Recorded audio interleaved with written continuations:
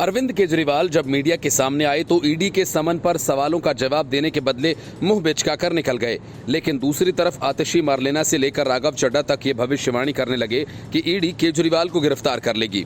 असल में ये सब आम आदमी पार्टी की सोची समझी रणनीति ईडी पर दबाव डालने की है।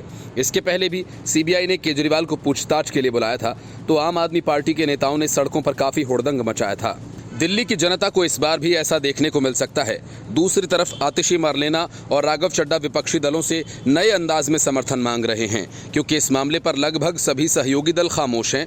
इसलिए राघव चड्ढा ने एक फर्जी कहानी गढ़ ली और कहा कि विपक्षी गठबंधन के सभी बड़े नेताओं को गिरफ्तार करने की तैयारी है, जिसकी शुरुआत अरविंद केजरीवाल से होगी।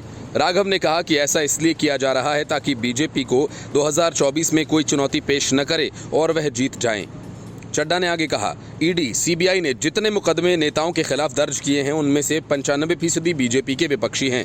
125 बड़े नेताओं पर मुकदमे हुए, इनमें से 118 विपक्षी हैं। उन्होंने कहा कि बड़े बड़े नेताओं पर मुकदमे किए, मनीष सिसोदिया से लेकर संजय राउत तक, राहुल गांधी से सोनिया गांधी तक, पी चिदम्बरम से फारूक अब्दुल्ला तक, सारे बड़े शीर्ष नेताओं के खिलाफ मुकदमे दर्ज किए गए। राघव चड्ढा ने नेताओं के आंकड़े और नाम तो बता दिए, लेकिन ये नहीं बताया कि किसके खिलाफ क्या मामला और कितने सालों से चल रहा है। राज्यसभा से निलंबित सांसद ने कहा कि इस बीच गठबंधन बना और इससे बीजेपी डर गई। उन्होंने कहा कि बीजेपी को समझ में आ गया कि अभी तक पार्टियां अलग अलग लड़ती थीं तो वोट बंट जाता था और बीजेपी जीत जाती थी।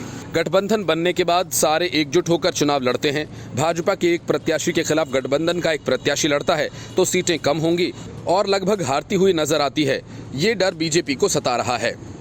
राघव चड्ढा ने सूत्रों के हवाले से कहा कि गठबंधन के सभी बड़े नेताओं को जेल में डालने की योजना बनी है।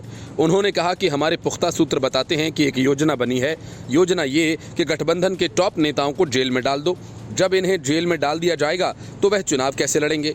वह तो कोर्ट कचहरी का चक्कर काटता रहेगा। पार्टी कैसे चलेगी?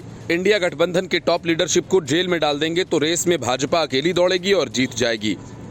सवाल यह है कि राघव चड्ढा सूत्रों के हवाले से बात कह रहे हैं, मतलब कि मनगढ़ंत कहानी सुना रहे हैं। अगर कोई सूत्र है तो उन्हें उसका नाम बताना चाहिए। इतनी पर्देदारी क्यों?